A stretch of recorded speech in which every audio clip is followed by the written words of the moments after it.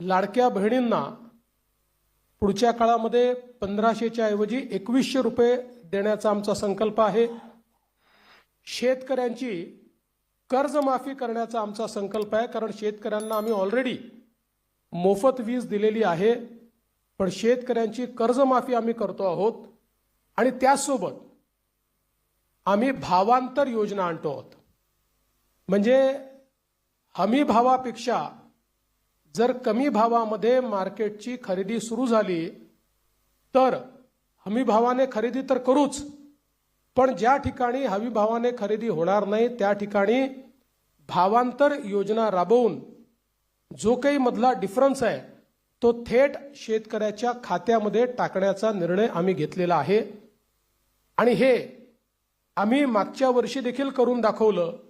आपल्याला कल्पना आहे की आंतरराष्ट्रीय बाजारपेठेमुळे कापूस आणि सोयाबीनचे भाव पडल्यानंतर आम्ही लोकसभेपूर्वी निर्णय घेतला होता की भावांतर योजनेतून आम्ही पैसे देऊ। आचारसंहिता संपल्याबरोबर ते पैसे थेट शेतकऱ्यांच्या खात्यामध्ये आम्ही दिले आहेत। आम्ही या ठिकाणी प्रत्येक गरिबाला अन्न आणि निवाऱ्याचा हक्क हा देण्याचा निर्णय घेतलेला आहे। आणि जी वृद्ध पेन्शन योजना आपण चालवतो, ज्याच्यामध्ये 1500 रुपये आपण देतो, ते 1500 रुपयावरनं 2100 रुपये आपण करण्याचं ठरवलंय।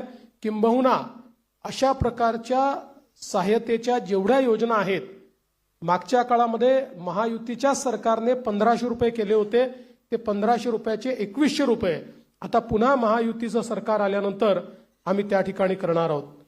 यासोबत ज्या जीवनावश्यक वस्तू आहेत त्यांचे भाव स्थिर ठेवण्याकरता आम्ही त्या ठिकाणी मार्केट इंटरव्हेन्शन करणार आहोत।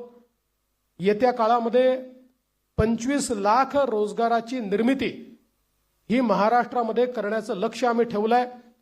आत्ता ज्या गतिशीलतेनं महाराष्ट्रामध्ये औद्योगिकरण होत आहे आणि एफडीआय मध्ये देशाच्या 52% एफडीआय आपल्याकडे आलाय, मला विश्वास आहे की 25 लाख रोजगाराच्या संधी आम्ही तयार करू आणि त्याचसोबत 10 लाख विद्यार्थ्यांना या ठिकाणी विद्यावेतनाच्या माध्यमातून आम्ही त्या ठिकाणी नोकऱ्या करण्याकरता किंवा त्यांना रोजगार देण्याकरता अग्रसर वर्षामध्ये आम्ही सरकारी नोकऱ्यांवरचा सगळा निर्बंध हटवून जवळपास 1 लाखपेक्षा जास्त, आम्ही 75,000 घोषणा केली होती, पण 1 लाखपेक्षा जास्त नोकऱ्या या सरकारी क्षेत्रामध्ये त्या ठिकाणी आणि ज्येष्ठ नागरिकांना प्राधान्य देण्याच्या दृष्टीनं एक ज्येष्ठ नागरिकांसाठी विविध सेवा देणारं धोरण आज आपल्याकडे आपण अनेक सेवा देतो, पण त्या सगळ्या ज्या सेवा आहेत या सेवांचं एक एकत्रित धोरण हे तयार करण्याचा आमचा प्रयत्न आहे।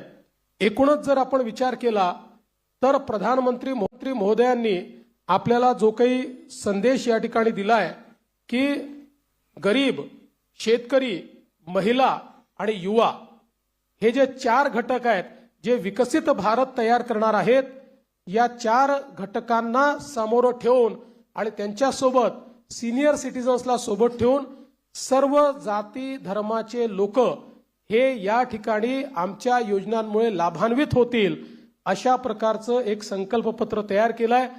जे मूळ आमचं डॉक्युमेंट आहे याच्यामध्ये सगळ्या क्षेत्रांचा रोडमॅप देखील आम्ही दिलेला आहे। त्या क्षेत्रांमध्ये काय होणार आहे हे देखील आम्ही सांगितलेलं आहे। आत्ता मी त्यातले फक्त 25 हायलाइट आपल्याला सांगितलेले आहेत।